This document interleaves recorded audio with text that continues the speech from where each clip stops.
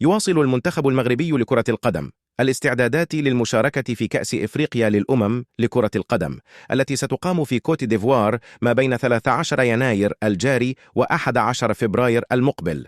وقال الدولي المغربي سفيان بوفال في تصريح نقلته الجامعة المغربية لكرة القدم إن عناصر المنتخب الوطني المغربي عازمة على رفع التحدي في الكان. وأضاف: المجموعة تحاول أن تستعد بشكل أفضل، نعلم تماما أن هذه المنافسة لن تكون سهلة، لكننا عازمون على خوض التحدي وتحقيق نتائج مرضية. وشدد لاعب الريان القطري على أن عناصر النخبة الوطنية المغربية ستبذل قصارى جهدها من أجل تحقيق اللقب الإفريقي.